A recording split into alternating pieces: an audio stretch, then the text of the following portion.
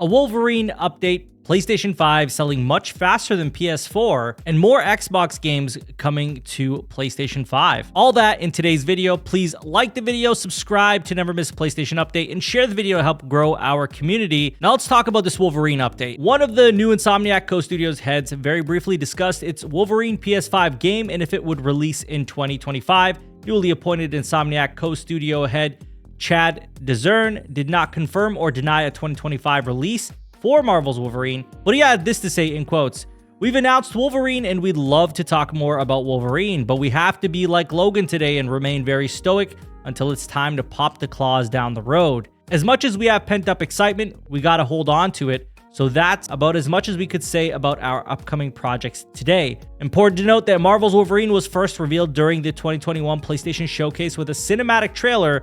No official footage or announcements have been made since then.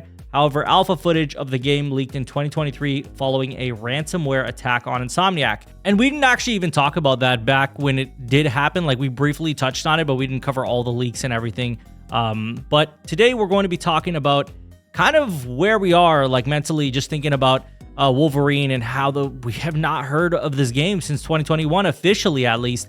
And I feel like we're at a point where we definitely need to hear something, hopefully this year. There is no confirmation that that's going to happen, but I feel like there is hope for it to happen. So I think that we could see it this year with a release for next year. I think it's very possible that we could see that happen. I definitely don't expect it this year. I don't think that's going to happen, especially with the gaps that they're going to try to fill anyway. They're going to want to have some games for 2026. And I think Wolverine would be a great game for that. If it is indeed possible that it could make 2026. Obviously, the leaks did happen, so we can't ignore that those things happen, but things change a lot within the studio, so we don't know if timelines have changed at all, because they can. Let me know what you guys think about Wolverine and when you could see that game possibly getting a reveal again. Or a re-reveal, we should say, because it's been so long. Next, we're going to be talking about how the PS5 is selling much faster than the PS4 at a higher price in the US. Circana analyst Matt Piscatella reports that through December 2024, lifetime sales of the PS5 were 7% higher than the PS4 launch aligned. The difference was at 6% through December 2023, so the new gen system actually increased its advantage over the past 12 months. It's worth noting here that the PS5 costs significantly more than the PS4 did at this point in its life cycle. Moreover, the new gen console was massively supply constrained for years after its release. So if you guys remember, when the PS5 dropped, it was like 2 years. It was really hard to get a hold of, just given the whole situation of the world at the time.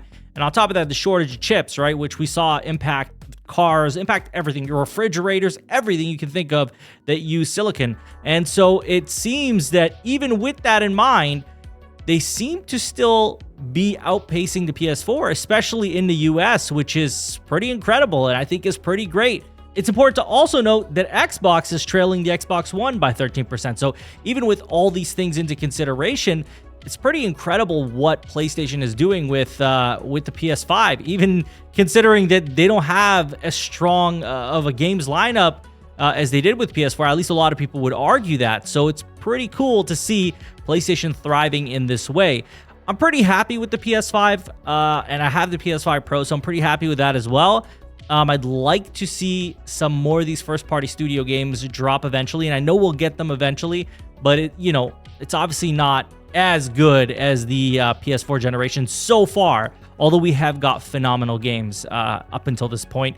Thinking about Returnal, Ratchet & Clank, thinking about God of War Ragnarok, Horizon Forbidden West, Final Fantasy VII Rebirth, games like that just really stood out. Stellar Blade, Astro, like, there's so many good games that still came. Please let me know in the comments how you guys are feeling about the PS5 generation. Are you feeling that it's underwhelming? Are you feeling pretty happy with it so far? And how are you feeling about these sales? The fact that it's still selling really well, even though the games lineup isn't as strong, and even though this console is more expensive, substantially more expensive, and has not seen a price reduction, has only seen a price increase up until this point. Next, we're going to be talking about some comments Phil Spencer had to make on a couple interviews he did with Gamertag Radio and he did with Destin, and they're quite interesting and obviously rotating around the internet, a lot of it having to do with Xbox games coming to other platforms. When asked by Destin Legary whether or not he could confirm that Starfield will remain exclusive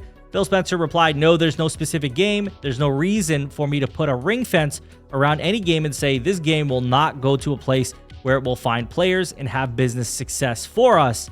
What we find is we're able to drive a better business that allows us to invest in a great game lineup like you saw. That's our strategy. Our strategy is to allow our games to be available. Game Pass is an important component of playing the games on our platform."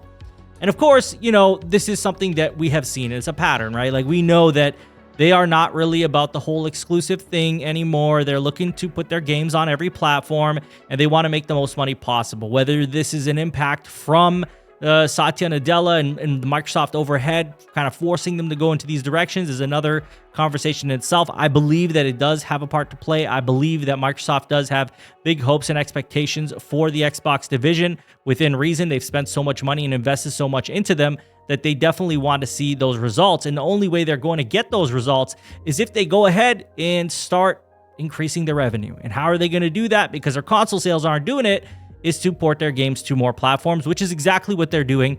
And I do think they'll find success there. I think they will make the sales that they need to appease Microsoft. I think that they will. As far as how it impacts their hardware, I think they're going to take a hit on their hardware. I think that people are going to be looking at them like, I don't know if this is worth my investment as much as it was before. And now I'm not saying that nobody is going to want to go buy a piece of Xbox hardware. I'm saying that a lot of people who originally were buying that piece of hardware will find that these games that they loved are going to be on other platforms. So why invest in that platform when you could go elsewhere and get other exclusives as well as the Xbox games? And these are all things to consider, right? We can't pretend that these things don't exist. And there's another quote that I think continues to just validate what we're saying here. "To keep games off of other platforms, that's not a path for us. It doesn't work for us." And the key thing here is he says it's not a path for us. It doesn't work for us. Us. He says us. He doesn't say the industry, which some people have you believe it's the industry. No, he says us. It doesn't work for us, which in truth, it doesn't. It doesn't work for them right now because they've created Game Pass, which has been a disruptive factor. There's a lot of things in play here that would definitely impact their sales of their consoles and impact the fact that exclusivity just isn't working for them anymore.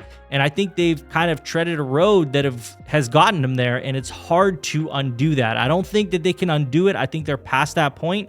I think if they try to backtrack and go all exclusives, it would be really hard for them to find success in that way. But I'd love to hear your guys' thoughts on this. Let me know what you guys think of all of this as far as Phil Spencer's comments and wanting to bring more games to PlayStation and Nintendo Switch. As always, if you enjoyed the video, please hit that like button, subscribe if you're new to the channel, and share the video to help grow our community. I thank you all for watching. Take care.